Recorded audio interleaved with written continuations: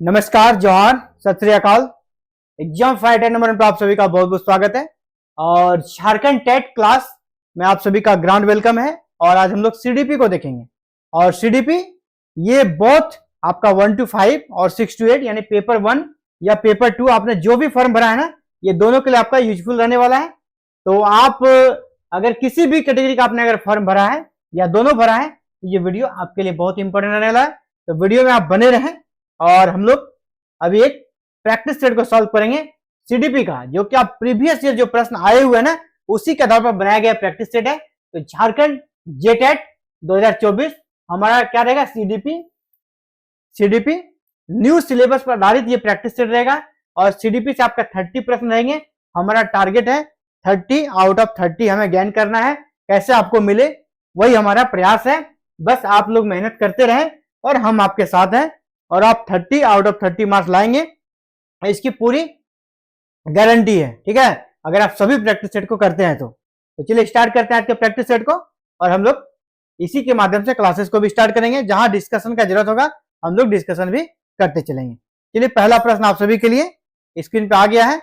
एक कथन है ना, ये कथन है और कथन से प्रश्न 3 से 4 आपको मिल जाएंगे। कथन से 3 से 4 प्रश्न आपको देखने को मिल जाते हैं। तो चलिए, कथन से जुड़ा हुआ ये प्रश्न आप सभी के लिए। सीखना व्यवहार में उत्तरोत्तर सामंजस्य की एक प्रक्रिया है। ये कथन क्या है, जो लर्निंग है ना, लर्निंग हम लोग जो सीखते हैं, सीखना व्यवहार में उत्तरोत्तर सामंजस्य की एक प्रक्रिया है। यह कथन किस शिक्षाविद के द्वारा दिया गया है? यानी यह जो कथन है किस शिक्षाविद का कथन है, आपसे ये पूछा जा रहा है। ये कथन किस शिक्षाविद का है? 4 ऑप्शन है, आपको 4 ऑप्शन दिख रहा है ना। चलिए, 4 ऑप्शन दिख रहा है। कौन कौन, नाम क्या क्या है? स्किनर, इसके बाद आपका वुडवर्थ, क्रो एवं क्रो, गेट्स एवं अन्य। किसने कहा ये?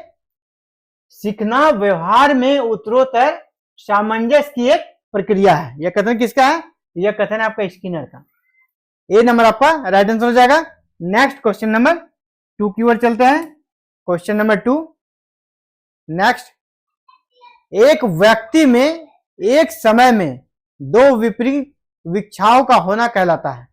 अगर एक व्यक्ति है या आप ही हैं या हम ही हैं, हमारे अंदर एक ही समय में 2 इच्छा है, हमारे पास एक ही समय में 2 इच्छा है, तो यह क्या कहलाता है?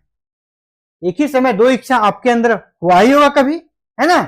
कभी जैसे आप अगर आपको एग्जाम्पल, अगर कोई डायबिटीज के मरीज है, उनको मन है, एक ही समय इच्छा है कि चलो आज बहुत अच्छा स्वीट्स बना है, इसको एक पीस खा लेते हैं, कितना शुगर जाएगा। नहीं, फिर उसको लगता है नहीं, तुरंत फिर सोचता है नहीं खाएंगे, फिर हमको डॉक्टर का चक्कर लगेगा, या तो शुगर बढ़ सकता है, हमको हेल्थ इशू हो जाएगा, तो वो नहीं खाता है। यानी एक ही समय में द्वंद में है। क्या है वो? द्वंद है।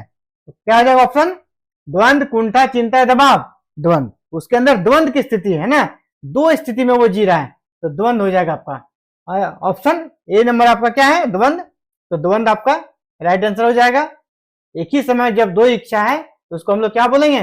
द्वंद बोलेंगे। उसके अंदर द्वंद की स्थिति है। ए नंबर आंसर हो गया आपका।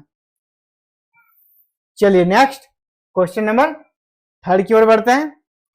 ये क्वेश्चन नंबर 3 है। आरटीई एक्ट यानी राइट टू एजुकेशन। आरटी क्या हो गया? राइट टू एजुकेशन, आपको पढ़ने का अधिकार दिया गया है। ये अधिनियम कब आया था? 2009 में। ये भी प्रश्न आ सकता है। आरटीई, जैसे आरटीई 2009 दिया है ना, तो आपसे पूछा जाएगा शिक्षा का अधिकार अधिनियम कब आया था? तो शिक्षा का अधिकार अधिनियम कब आया था?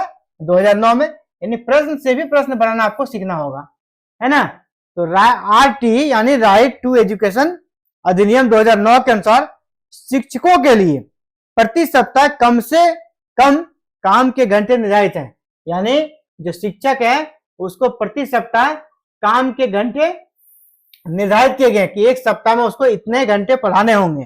तो कितने घंटे हैं? 40 घंटे, 42 घंटे, 45 घंटे या 48 घंटे। तो उनके लिए 45 घंटे निर्धारित किए गए हैं। Option C. आरटी के अनुसार शिक्षकों के लिए कितने घंटे निर्धारित है, कितने घंटे फिक्स किए गए? 45। तो ऑप्शन नंबर सी आपका आंसर हो गया। Next question number 4। विकास से की ओर बढ़ता है। विकास स्टार्टिंग किधर होता है और फिर आगे कहां तक जाता है? जो डेवलपमेंट है वो किस डायरेक्शन में बढ़ता है। आपसे प्रश्न पूछा जा रहा है जो विकास है यानी जो डेवलपमेंट होता है वो किस दिशा में बढ़ता है। तो पहले किस प्रकार बढ़ता है, क्या अचानक से वो बहुत अच्छा डेवलपमेंट हो जाएगा कहीं भी किसी चीज में, क्या वो ग्रोथ में देखें या एजुकेशन में देखें, ग्रोथ कैसे होता है, विकास किस ओर जाता है, डेवलपमेंट किस ओर जाता है, पहले वो जनरल वे में रहता है, फिर लास्ट में जब आप बराबर प्रैक्टिस करते हैं, बराबर अगर उस चीज की ओर ध्यान देते हैं तो आप क्या बनते हैं, विशिष्ट बन जाते हैं। यानी सामान्य से विशिष्ट की ओर। कहां पे है आपका सामान्य से विशिष्ट, ऑप्शन ए में ही मिल गया है ना। सामान्य से आप विशिष्ट कैसे बनेंगे, डेवलपमेंट करके, ठीक है। तो विकास किस ओर बढ़ता है, सामान्य से विशिष्ट। चलिए अगले प्रश्न की ओर बढ़ते हैं। क्वेश्चन नंबर 5, सीडीपी का पेपर हम लोग सॉल्व कर रहे हैं और ये पेपर दोनों के लिए इंपॉर्टेंट है ना, 1 to 5 और 6 to 8 दोनों के लिए। चलिए अगला प्रश्न आप सभी के लिए एनसीएफ, एनईपी और आरटीई, ये सब बहुत इंपॉर्टेंट है, इससे प्रश्न आते हैं, हर बार आते हैं। तो देखिए आपका अगला प्रश्न जो है आपका एनसीएफ से जुड़ा हुआ है। एनसीएफ 2005 के अनुसार एक शिक्षक की भूमिका होनी चाहिए, यानी एनसीएफ के अनुसार अब शिक्षक की भूमिका पढ़ाई में क्या होना चाहिए, अनुमोदक का, सुविधादाता का, आधिकारिक का, तानाशाह का, किसका होना चाहिए कि क्या भूमिका होनी चाहिए उसकी। अब शिक्षक की भूमिका सिर्फ और सिर्फ क्या होना चाहिए, सुविधादाता, है ना। ज्यादा आपको लीड नहीं करना है, सुविधादाता, स्टूडेंट को ज्यादा ज्यादा पढ़ाने में आपको सुविधा बस प्रदान करना है। तो शिक्षक की भूमिका क्या हो गई आजकल, सुविधादाता का। एक जमाने के टीचर थे जब वो तानाशाह हुआ करते ना, गुरुजी का डंडा और लेके बच्चे को पूरा गांव दौड़ाते थे, वो जमाना खत्म हो गया। अब तानाशाही नहीं चलेगी, अब सुविधादाता, आप साइड से बस डायरेक्शन दीजिए उसको, बच्चा खुद ही पढ़ेगा। आपसे ये भी पूछा सकता है एनसीएफ का फुल फॉर्म, एनसीएफ का फुल फॉर्म ये भी पूछा जाएगा सीधा, प्रश्न से भी प्रश्न बन सकता है। इसका फुल फॉर्म क्या था, नेशनल करिकुलम फ्रेमवर्क।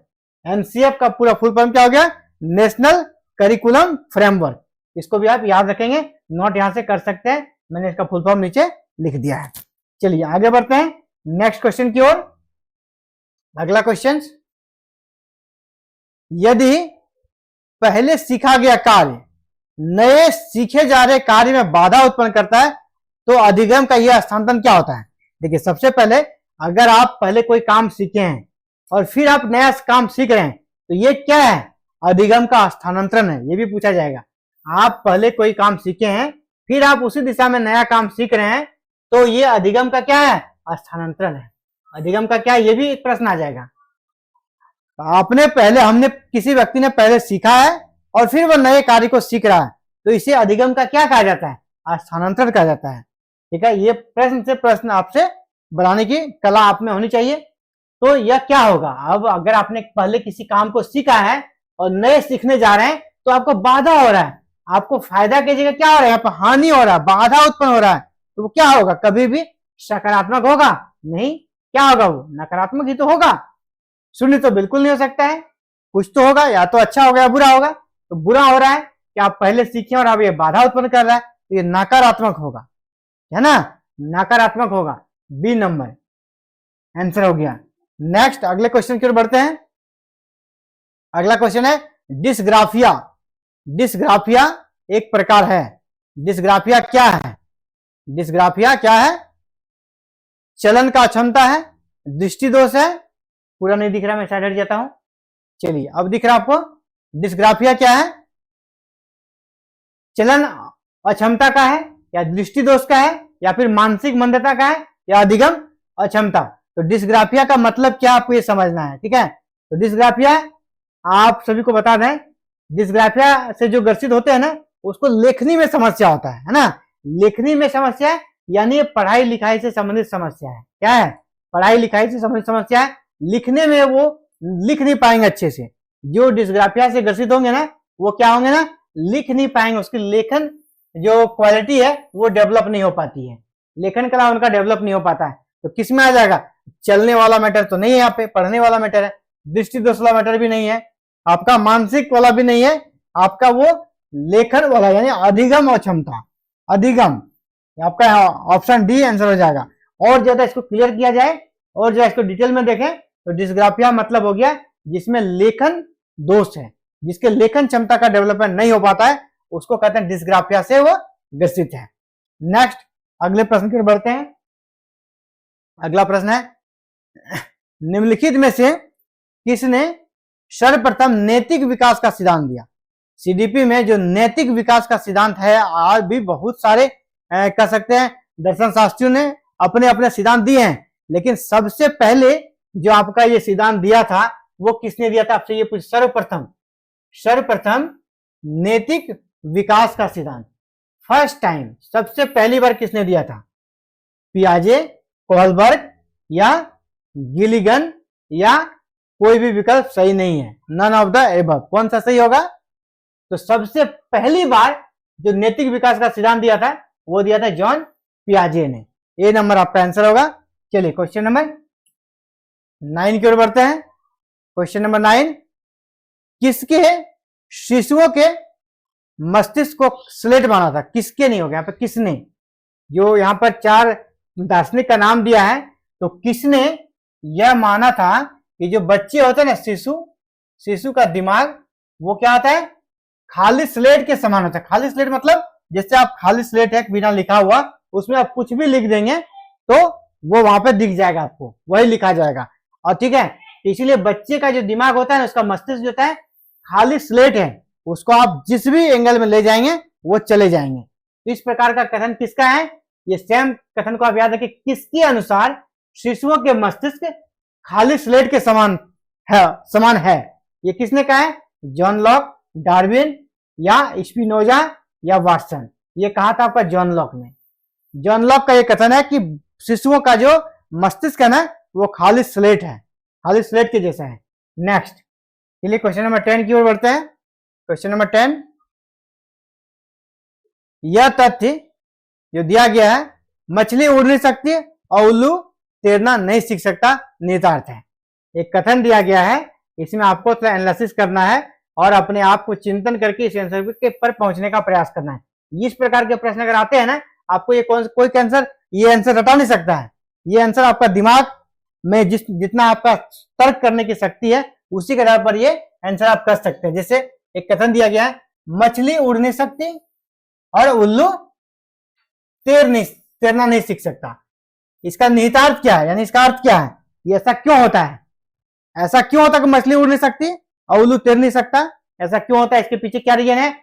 उपयुक्त पुनर्बल की कमी है, उसके अनुभव की कमी है। क्या मछली उड़ जाती है अगर उसमें अनुभव रहता तो उड़ने का?